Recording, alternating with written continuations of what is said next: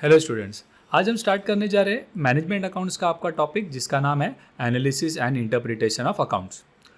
BMS में इसे accounting for managerial decision यानी कि एएमडी भी कहते हैं। तो दोनों के लिए मैनेजमेंट अकाउंट्स और एएमडी दोनों के लिए जो है वो आपका कंसेप्ट और सम्स जो है वो सारा सेम ही रहेगा। ठीक है, तो आइए शुरू करते हैं इस टॉपिक्स में। तो सबसे पहले इस चैप्टर में आपको क्या क्या टॉपिक्स कवर करने हैं वो देखते हैं। तो इस चैप्टर के अंदर हमें इन टोटल 4 टॉपिक करने हैं। सबसे पहला है vertical balance sheet and income statement.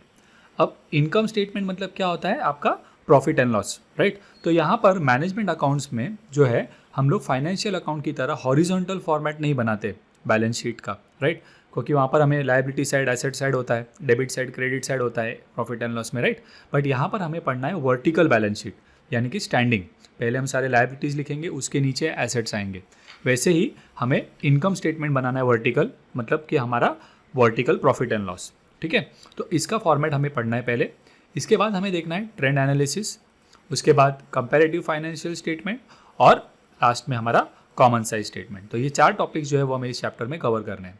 तो आज के इस लेक्चर में सबसे पहले हम देखेंगे vertical balance sheet and income statement. तो मैं डिटेल में आपको ये बैलेंस शीट का वर्टिकल फॉर्मेट एक्सप्लेन करूंगा और साथ ही इनकम स्टेटमेंट भी। और उसके बाद वाले जो हमारे 3 टॉपिक्स हैं, इन तीनों टॉपिक्स के लिए ये जो हमारा वर्टिकल बैलेंस शीट और इनकम स्टेटमेंट का फॉर्मेट है वो बहुत ही क्या है, नेसेसरी है। अगर आपको ये पार्ट आएगा वर्टिकल बैलेंस शीट और इनकम स्टेटमेंट बनाने के लिए, तो आपके लिए ये 3 जो है वो बना पाएंगे आप। ठीक है, तो शुरू करते हैं हमारे वर्टिकल बैलेंस शीट के फॉर्मेट के साथ। तो पहले हम देखने वाले हैं वर्टिकल बैलेंस शीट और इनकम स्टेटमेंट, राइट। तो पहले हम शुरू करेंगे वर्टिकल बैलेंस शीट से, उसके बाद हम देखेंगे वर्टिकल इनकम स्टेटमेंट। ओके, तो पहले बैलेंस शीट का एक मैं आपको फॉर्मेट ले लेता हूँ। तो ये जो फॉर्मेट है, यहाँ पर मैंने पर्टिकुलर्स और अमाउंट के 2 कॉलम बनाए हैं। सम्स के वक्त हो सकता है कि हमें अमाउंट के 3 कॉलम भी बनाने पड़े। ठीक है, अब वो डिपेंड करेगा कि आपको क्या क्या इन्फॉर्मेशन दिया है। ठीक है, अब सबसे पहले यहाँ पर हमारे जो लायबिलिटी साइड है, इसको यहाँ पर नाम दिया गया है सोर्सेस ऑफ फंड। अगर आपको याद रहेगा कि हमारा नॉर्मल जो बैलेंस शीट होता है क्वेश्चन में, लायबिलिटीज़ और एसेट वाला, उस लायबिलिटीज़ में आपको क्या क्या चीज़ें दी होती है, आपको कैपिटल दिया होता है, रिजर्व्स होते हैं, right, creditors, bills payable, bank overdraft, ये सारी चीज़ें होती है, राइट।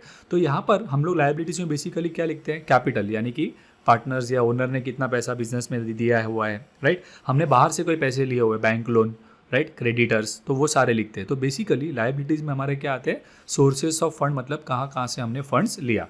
तो इसीलिए यहाँ पर लायबिलिटी को नाम क्या दिया है, सोर्सेस ऑफ फंड। ठीक है, और सोर्सेस ऑफ फंड के अंदर यानी कि आपके लायबिलिटीज़ के अंदर आपको 2 मेन हेडिंग है, एक है आपका ओन फंड और एक है आपका लोन फंड। ठीक है, ओन फंड को और भी नाम हो सकते हैं, हम दे सकते हैं। ओन फंड को हम लोग ओनर्स फंड, ओन फंड, या हम कहते हैं इसको शेयर होल्डर्स फंड, नेटवर्थ, ऐसे अलग अलग नाम इसको ओनर फंड को हम दे सकते हैं। ठीक है, और लोन फंड के लिए और एक नाम है जिसका नाम है बोरोड फंड। तो लोन फंड और बोरोड फंड भी क्या है, सेम ही है। तो सोर्सेस ऑफ फंड के अंदर 2 मेन हेडिंग आते हैं, ओनर्स फंड और लोन फंड। ओनर फंड के अंदर अब हम देखेंगे तो सबसे पहला हेडिंग आता है कैपिटल। ठीक है, कैपिटल आएगा। अब ये कैपिटल के अंदर क्या आ सकता है, तो देखिए इसको मैं आपको डिटेल में बताता हूँ। तो कैपिटल के अंदर हमें बोला जा सकता है equity share capital, preference share capital, और कभी कभी, राइट, बहुत ही कम चांसेस होते हैं जहाँ पर आपको कॉल्स इन अरियर्स दिया होगा। तो आप क्या करेंगे, इक्विटी शेयर दिया है, प्रेफरेंस शेयर दिया है, तो उसको कौन से हेडिंग के अंदर लिखना है, आपको कैपिटल के अंदर लिखना है। और अगर कॉल्स इन अरियर्स है तो माइनस करेंगे, वरना आप खाली ये 2 को ही क्या करेंगे, ऐड करेंगे। तो कैपिटल के अंदर अगर क्वेश्चन में डायरेक्टली कैपिटल का अमाउंट दिया हुआ है तो आप ठीक है डायरेक्ट लिख सकते हो यहाँ पर।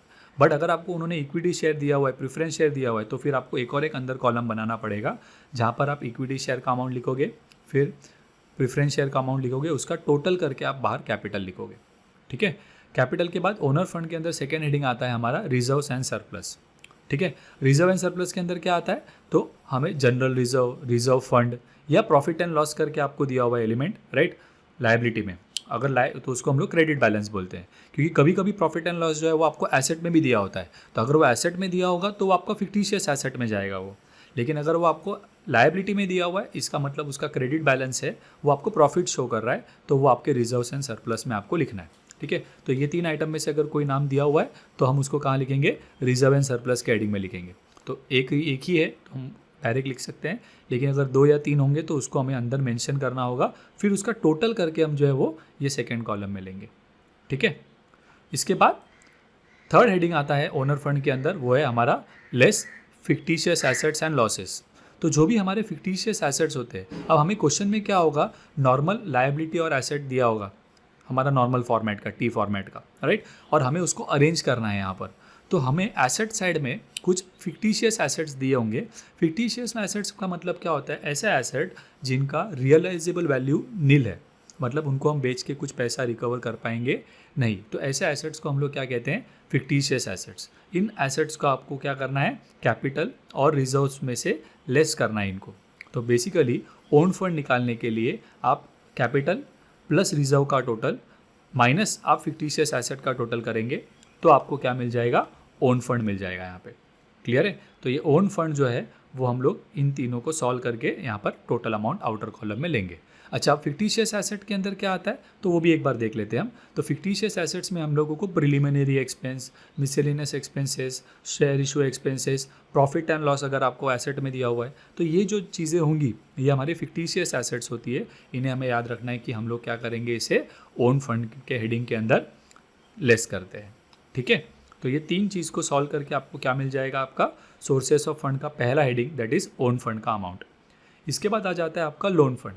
लोन फंड के अंदर दो हेडिंग्स आते हैं, वन इज़ सिक्योर्ड लोन्स और उसके बाद आ जाएगा आपका अनसिक्योर्ड लोन्स। तो सिक्योर्ड लोन्स के अंदर क्या क्या आता है, तो देखिए यहाँ पे सिक्योर्ड लोन्स के अंदर जो भी लोन हमने कोई सिक्योरिटी देकर लिया हुआ है तो उनको हम सिक्योर्ड लोन्स कहते हैं, जैसे कि डिबेंचर, बैंक लोन या कोई भी फाइनेंशियल इंस्टीट्यूशन से हमने लोन लिया है तो वो हमारे सिक्योर्ड लोन में आता है। ठीक है, और देखिए अनसिक्योर्ड लोन के अंदर एक ही आइटम है, पब्लिक डिपॉजिट्स। तो हमारे मेजॉरिटी ऑफ सम्स के अंदर तो ये अनसिक्योर्ड लोन्स आपको नहीं होगा।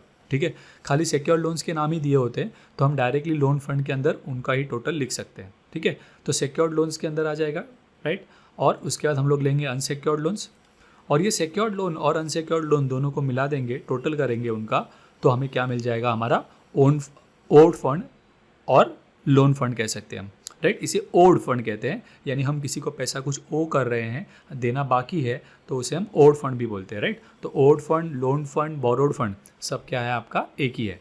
तो आप इन दोनों को ऐड करेंगे तो आपको आपके लोन फंड का टोटल मिलेगा, और फिर आप अपने ओन फंड का जो आपको टोटल मिला था और लोन फंड का जो टोटल मिला है, इन दोनों को ऐड कर देंगे तो आपके लायबिलिटी साइड का यानी कि सोर्सेस ऑफ फंड का टोटल आपको मिलेगा, जिसका नाम क्या है, टोटल फंड्स अवेलेबल, या हम उसको कह सकते हैं कैपिटल एम्प्लॉयड। ठीक है, तो यहाँ पे मैंने आपके अंडरस्टैंडिंग के लिए यहाँ पे लिखा है 1+2, मतलब 1 का ओन फंड का जो आपको आंसर मिला है और लोन फंड का जो आपको आंसर मिला है, इन दोनों को आपको क्या करना है, प्लस करना है, तो आपको यहाँ पे टोटल मिलेगा। तो ये आपका लायबिलिटी का टोटल हुआ। अब इसी के नीचे हम एसेट्स कंटिन्यू करेंगे। ठीक है, तो मैं आपको एसेट्स एक्सप्लेन करना शुरू करता हूँ, बट लिखते समय हमें याद रखना है कि ये लाइन के बाद नेक्स्ट लाइन में ही हम लोग क्या करेंगे, एसेट लिखना शुरू करेंगे। ठीक है, तो अब एसेट्स का फॉर्मेट अगर हम देखें तो यहाँ पे देखिए, सबसे पहले उसका नाम है एप्लीकेशन ऑफ फंड्स। हम लोग यहाँ पर एसेट्स या लायबिलिटी नहीं लिखते, हम लायबिलिटी के लिए क्या लिखेंगे, यहाँ पर सोर्सेस ऑफ फंड, एसेट्स के लिए क्या लिखेंगे, एप्लीकेशन ऑफ फंड। ठीक है, अब सोर्सेस ऑफ फंड में हमने देखा था 2 मेन हेडिंग थे, इसी तरह लायबिलिटीज एप्लीकेशन ऑफ फंड के अंदर हमारे 3 मेन हेडिंग है। पहला है फिक्स एसेट, राइट, उसके अंदर 2 हेडिंग आते हैं। उसके बाद आ जाता है आपका इन्वेस्टमेंट्स, और उसके बाद थर्ड हेडिंग आता है आपका वर्किंग कैपिटल।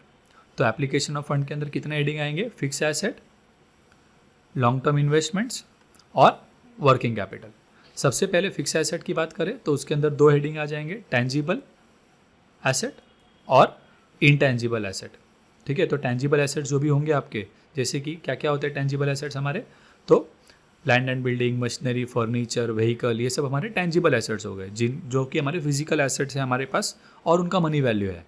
और इनटेंजिबल एसेट्स मतलब कौन से, ऐसे एसेट्स जिनका मनी वैल्यू है लेकिन वो हमें दिखते नहीं है, उनका कोई फिजिकल एग्जिस्टेंस नहीं है, राइट। जैसे कि गुडविल, पेटेंट्स, कॉपीराइट, ट्रेडमार्क, ये सारे हमारे जो होते हैं वो इनटेंजिबल एसेट्स होते हैं। ठीक है, तो टेंजिबल एसेट्स और इनटेंजिबल एसेट्स का टोटल करने पर आपको फिक्स एसेट्स जो है वो मिल जाएगा।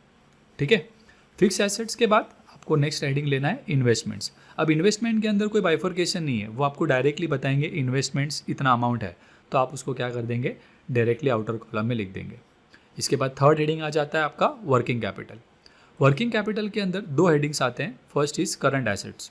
करंट एसेट्स मतलब क्या होता है, हमारे शॉर्ट टर्म एसेट्स जो हमें with in a short period of time, next 6 month में जो भी पैसा हमें आने वाला है उसे हम लोग क्या कहते हैं, करंट एसेट्स कहते हैं। तो पहले करंट एसेट लेना है आपको।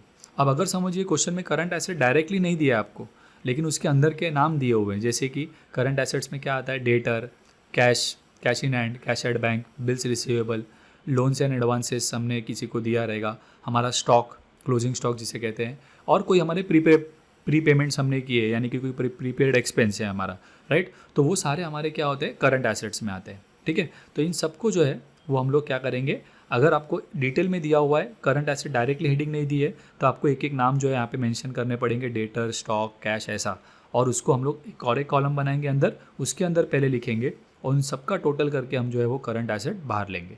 इसी तरह से करंट लायबिलिटी जो है वो करंट एसेट में से आपको क्या करना है, माइनस करना है, ठीक है। तो करंट एसेट में से जब आप करंट लायबिलिटी माइनस कर देते हो, राइट, तो वो आपको वर्किंग कैपिटल देगा। क्या मिलेगा आपको, वर्किंग कैपिटल। तो current assets minus current liability आपको क्या देगा, आपका हेडिंग वर्किंग कैपिटल, ठीक है। तो वर्किंग कैपिटल के अंदर क्या आता है, current assets minus current liability. अब ये करंट लायबिलिटी के अंदर क्या होते हैं, हमारे जो शॉर्ट टर्म लायबिलिटीज़ है, जो हमें विद इन आने वाले 6 महीने के अंदर हमें कोई अमाउंट्स पे करना बाकी है, तो वो हमारे लिए क्या हो जाएंगे, करंट लायबिलिटीज़। उसमें क्या क्या है, creditors, bill payable, provision for tax, propose dividend, unclaim unpaid dividend है, आउटस्टैंडिंग एक्सपेंसेस, बैंक ओवरड्राफ्ट, ये सारे जो है आपके क्या है, करंट लायबिलिटीज़ है। क्वेश्चन में आपको इन चीज़ों का ही नाम दिया होगा, आपको जस्ट उसे क्या करना है, वर्टिकल फॉर्मेट में अरेंज करना है, ठीक है। तो यहाँ पर वो वर्किंग कैपिटल आपको मिलने के बाद आप अपने main 3 headings, application of fund के मेन 3 हेडिंग कौन से थे, फिक्स एसेट, राइट, उसका टोटल हमने निकाला, फिर हमारे इन्वेस्टमेंट उसका टोटल निकाला हमने, और वर्किंग कैपिटल उसका टोटल मिला हमें। इन तीनों का टोटल करेंगे तो आपको आपके एसेट साइड का टोटल मिल जाएगा, और वो टोटल को हम क्या बोलते थे लायबिलिटी में, वही सेम यहाँ पर लिखेंगे, टोटल फंड अवेलेबल और कैपिटल एम्प्लॉयड। बट यहाँ पर ये टोटल जो है वो 3 वैल्यूज़ को ऐड करके आया है, फिक्स एसेट, इन्वेस्टमेंट और वर्किंग कैपिटल को। और ये जो टोटल है, और हमें जो सोर्सेस ऑफ फंड में टोटल मिला था, वो दोनों टोटल क्या होने चाहिए, आपके टैली होने चाहिए। तो ये है आपका वर्टिकल बैलेंस शीट का फॉर्मेट, ओके। अब इस कंसेप्ट के ऊपर हम लोग सम्स भी कवर करेंगे आने वाले लेक्चर्स में, जहाँ पर वर्टिकल बैलेंस शीट में किस तरह से आपको सम पूछे जाएंगे और उसको कन्वर्ट करके लिखना है वर्टिकल फॉर्मेट में, उसके क्वेश्चंस हम देखेंगे, ठीक है। अब इसके बाद आ जाते हैं हम लोग, वर्टिकल बैलेंस शीट हो गया हमारा, तो अब हम लोग आ जाएंगे वर्टिकल इनकम स्टेटमेंट पे, मतलब हमारा वर्टिकल प्रॉफिट एंड लॉस का स्टेटमेंट। तो वर्टिकल प्रॉफिट एंड लॉस के स्टेटमेंट में हम लोग जो है वो इस तरह से एक फॉर्मेट ले लेते हैं। इसके अंदर एलिमेंट्स थोड़े से ज़्यादा है, राइट, बट यहाँ पे दो कोई साइड नहीं है sources of fund, application of fund की तरह। यहाँ पे मैं वर्टिकल फॉर्मेट में क्या करूँगा, मेरे प्रॉफिट एंड लॉस के एलिमेंट्स को लूँगा। तो सबसे पहले मैं यहाँ पे नाम लिख दूँगा फर्म का, ऊपर हम लिखेंगे income statement for the year, right, particulars, amount मैं 2 कॉलम बना रहा हूँ यहाँ पर, ठीक है। अब यहाँ पर वर्टिकल फॉर्मेट शुरू करते हैं हम लोग हमारे इनकम स्टेटमेंट का, यानी कि हमारे प्रॉफिट एंड लॉस का, ओके। सबसे पहला उसके अंदर आ जाता है हमारा heading gross sales. Gross sales मतलब क्या होता है, हमारा टोटल सेल्स, यानी कैश सेल्स और क्रेडिट सेल्स अगर 2 है तो उन दोनों को हम ऐड कर देंगे तो हमें क्या मिल जाएगा, हमारा ग्रॉस सेल्स मिल जाएगा, ठीक है। ग्रॉस सेल्स के बाद उसमें से हम लोग रिटर्न्स, कोई सेल्स रिटर्न हुआ होगा या हमने कोई डिस्काउंट अलाउ किया है, तो वो हम लोग क्या करेंगे, कस्टमर को अगर हम कुछ डिस्काउंट दे रहे हैं तो हमारे लिए वो खर्चा है, तो हम सेल्स में से उसको क्या कर देंगे, माइनस कर देंगे। यहाँ पर ब्रैकेट में लिखने का मतलब है आपको उसको लेस करना है। तो जो भी यहाँ पे ग्रॉस सेल का अमाउंट मिला होगा उसमें से हम रिटर्न्स माइनस करेंगे तो we will get net sales, ठीक है। तो ये नेट सेल्स का अमाउंट आपको कैसे मिलेगा, ग्रॉस सेल्स में से आप रिटर्न्स माइनस कर दोगे, ओके। अब नेट सेल्स के बाद हमारा नेक्स्ट काम है हमारा, that is less cost of good sold, इसको हम लोग COGS भी कहते हैं। तो कॉस्ट ऑफ गुड सोल्ड, अब ये खाली हेडिंग लिखा है मैंने, इसको आपको करना क्या है, कॉस्ट ऑफ गुड सोल्ड को लेस करना है। लेकिन पहले हम फाइंड करेंगे कि कॉस्ट ऑफ गुड सोल्ड का अमाउंट है कितना।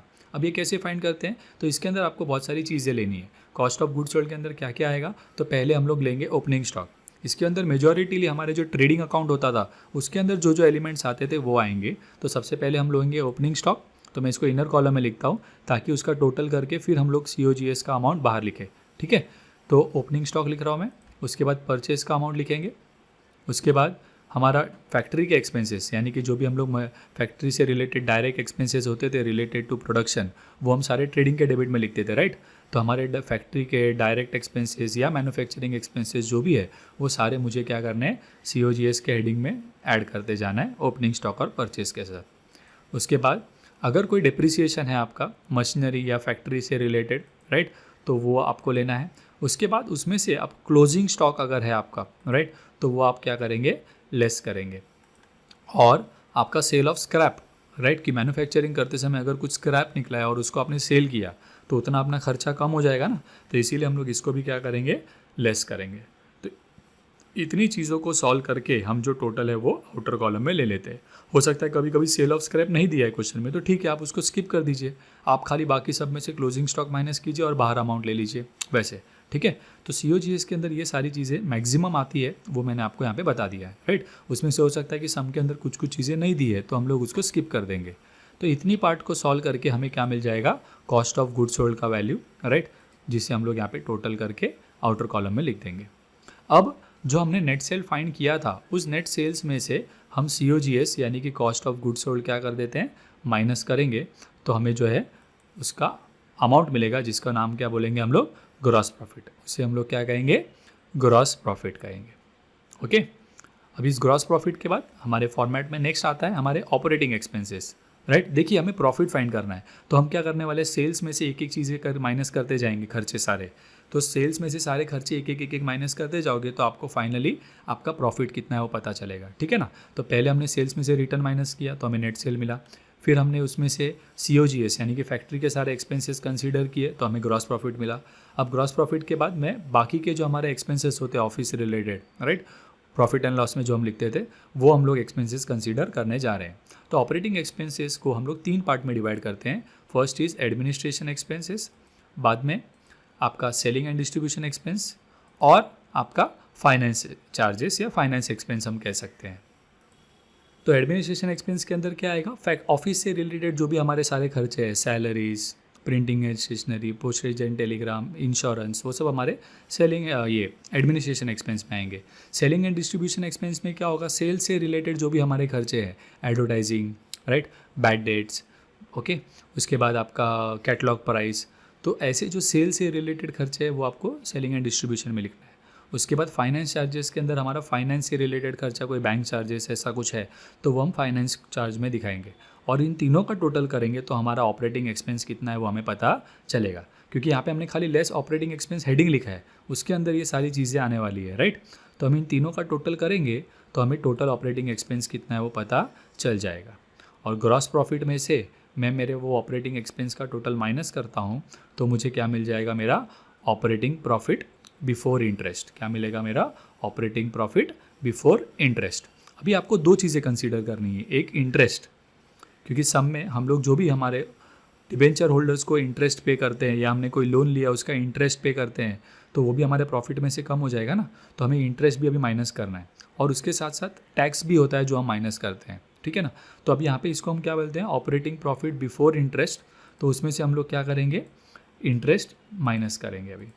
तो इंटरेस्ट का अमाउंट जब आप माइनस करते हो आपके ऑपरेटिंग प्रॉफिट बिफोर इंटरेस्ट में से, राइट, तो आपको क्या मिल जाएगा, आपका नेट प्रॉफिट आफ्टर इंटरेस्ट। क्या मिल जाएगा, नेट प्रॉफिट आफ्टर इंटरेस्ट। तो ये कैसे मिला है आपको, तो जो भी आपका पहले ग्रॉस प्रॉफिट में से आपने टोटल ऑपरेटिंग एक्सपेंसेस माइनस किया था तो आपको क्या मिला, आपका टोटल प्रॉफिट बिफोर इंटरेस्ट मिला, बराबर। उसमें से बाद में आप क्या करेंगे, इंटरेस्ट माइनस करेंगे तो आपको क्या मिल जाएगा, नेट प्रॉफिट आफ्टर इंटरेस्ट मिलेगा। अब इसके बाद आपको पहले टैक्स तो माइनस करने ही वाले हम, लेकिन उसके पहले नॉन ऑपरेटिंग आइटम्स कंसीडर करने हैं। अब ये नॉन ऑपरेटिंग आइटम्स क्या होते हैं, ठीक है। तो नॉन ऑपरेटिंग आइटम्स मतलब क्या, जो चीज़ हमारा मेन बिजनेस एक्टिविटी नहीं है उन एक्टिविटीज़ को हम लोग क्या कहते हैं, नॉन ऑपरेटिंग इनकम या नॉन ऑपरेटिंग एक्सपेंस हमारा। अब यहाँ पे मैंने हेडिंग लिखा है net non operating income. Net non operating income का मतलब क्या, पहले आप नॉन ऑपरेटिंग इनकम लेंगे, फिर आप नॉन ऑपरेटिंग एक्सपेंस लेंगे, और उन दोनों को सॉल्व करेंगे तो आपको नेट अमाउंट कितना है वो पता चलेगा। तो पहले मैं लूँगा नॉन ऑपरेटिंग इनकम। तो नॉन ऑपरेटिंग इनकम मतलब क्या, ऐसा कोई रिसीट, पैसा आपको मिला है लेकिन वो चीज़ आपका मेन बिजनेस इनकम नहीं है, राइट। तो ऐसे इनकम को आप क्या कहेंगे, नॉन ऑपरेटिंग इनकम। जैसे कि हमारे बिजनेस के अंदर हमारा कोई एसेट था जिसकी हमें अभी कोई ज़रूरत नहीं है तो हम उसको अभी क्या कर दे रहे हैं, बेच दे रहे हैं, और वो बेचा तो हमने फ़ायदे में बेचा है, यानी कि उसकी कॉस्ट होती थी 20,000 लेकिन हमने उसको 23,000 में बेच दिया, तो ज़्यादा वैल्यू में बेचा हमने उसको।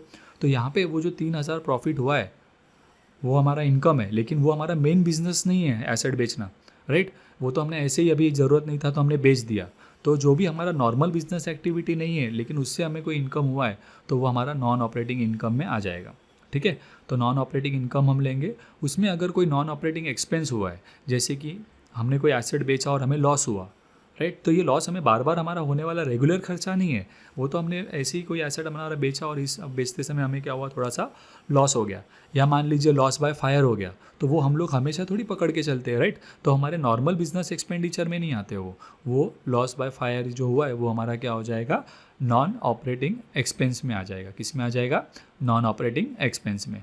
तो अगर मान लीजिए मैं कहता हूँ कि आपका नॉन ऑपरेटिंग इनकम 15,000 है और नॉन ऑपरेटिंग एक्सपेंसेस आपके 10,000 है, तो इसका मतलब क्या हुआ, आपका इनकम और एक्सपेंस को एडजस्ट करने के बाद भी आपके पास 5,000 रुपया फ़ायदा हुआ है, राइट। तो उसको हम लोग कहते हैं नेट नॉन ऑपरेटिंग इनकम।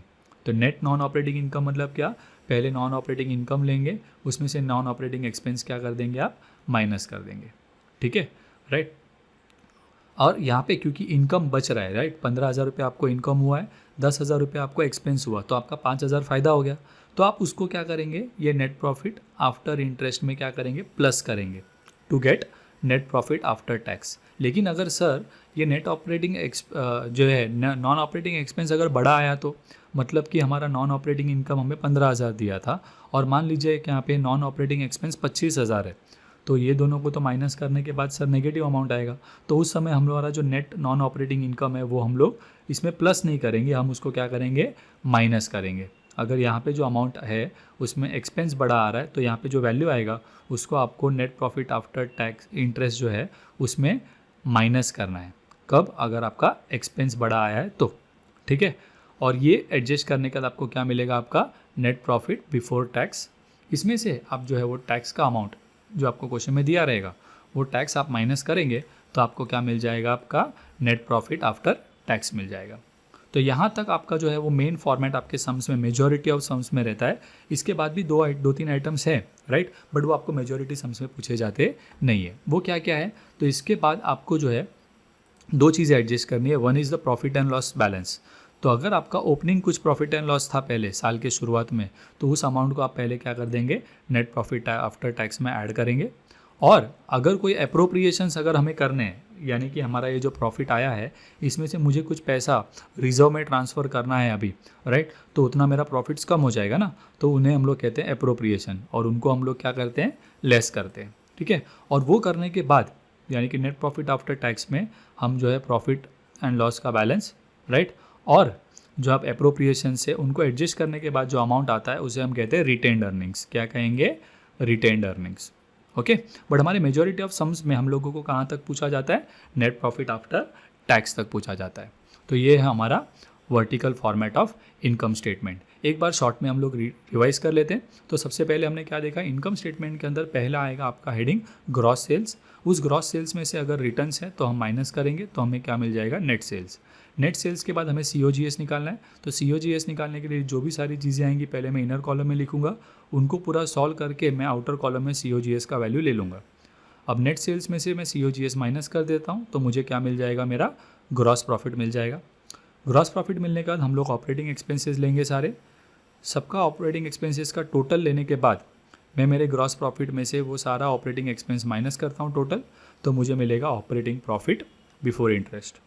उसके बाद उसमें से मैं इंटरेस्ट माइनस करूँगा तो मुझे मिलेगा नेट प्रॉफिट आफ्टर इंटरेस्ट। यहाँ पे हम लोग कह रहे थे बिफोर इंटरेस्ट, यहाँ पे हम लोग कहेंगे आफ्टर इंटरेस्ट। उसके बाद मुझे याद रखना है कि टैक्स से पहले मुझे नॉन ऑपरेटिंग आइटम्स को एडजस्ट करना है, राइट। तो इसीलिए यहाँ पे हम हेडिंग लिख रहे हैं नेट नॉन ऑपरेटिंग इनकम। यहाँ पे मैंने खाली हेडिंग लिखा है कि हम लोग नेट अमाउंट निकालेंगे कैसे, non operating income minus non operating expense करके, ठीक है। तो ये नॉन ऑपरेटिंग इनकम और नॉन ऑपरेटिंग एक्सपेंस को माइनस करके जो आंसर आएगा, उस आंसर को अगर वो पॉजिटिव आ रहा है तो आप क्या करेंगे, नेट प्रॉफिट आफ्टर इंटरेस्ट में प्लस करेंगे। लेकिन अगर इन दोनों का टोटल निकालने के बाद अगर ये नेगेटिव आया है तो उसको आपको इस टोटल में से क्या करना है, माइनस करना होगा, ठीक है। और वो करने के बाद आपको मिलेगा प्रॉफिट बिफोर टैक्स, उसमें से आप टैक्स माइनस कर देंगे तो आपको मिल जाएगा प्रॉफिट आफ्टर टैक्स। और उसके बाद अगर अप्रोप्रिएशन और प्रॉफिट एंड लॉस का बैलेंस दिया है तो उसको आप ऐड और लेस करके क्या करेंगे, रिटेन अर्निंग्स फाइंड कर लेंगे। अब इसमें कुछ स्टूडेंट्स कहते हैं कि सर अब मुझे कन्फ्यूजन हो रहा है कि पहले इंटरेस्ट लेना है या टैक्स लेना है। तो सिंपल सा है, देखो अगर आपको कन्फ्यूजन होता है कि सर ये बिफोर टैक्स आफ्टर टैक्स 2 बार है तो मुझे कन्फ्यूज होता है कि टैक्स कभी लेना है और इंटरेस्ट बाद में लिया है, तो देखिए सिंपल है, इंटरेस्ट और टैक्स में कन्फ्यूज होने की ज़रूरत नहीं है। ABCD आपको पता है, राइट। तो ABCD में आपका I जो होता है वो पहले आता है, राइट, और T जो होता है वो बाद में आता है। तो आप याद रखिए कि आपके वर्टिकल फॉर्मेट में जो है वो पहले इंटरेस्ट माइनस करोगे आप और बाद में आपको टैक्स माइनस करना है, बीच में आप क्या लोगे, आपके नॉन ऑपरेटिंग आइटम्स। तो ये छोटा सा एक टिक है जो आप खाली याद रखने के लिए यूज़ कर सकते हैं, ठीक है। तो यहाँ पर हमारा ये जो है वो वर्टिकल बैलेंस शीट का फॉर्मेट और वर्टिकल इनकम स्टेटमेंट का फॉर्मेट जो है वो कंप्लीट हो जाता है, और आने वाले लेक्चर्स में हम लोग जो है वो इनके सम्स भी कवर करेंगे। स्टूडेंट्स, इसी तरह के लेक्चर्स के लिए हमारे चैनल को सब्सक्राइब करें, और अगर आपको हमारे लेक्चर्स पसंद आते हैं तो हमारे वीडियोस को लाइक और कमेंट ज़रूर करें, और इन लेक्चर्स को अपने फ्रेंड्स के साथ शेयर करना ना भूलें। Thank you.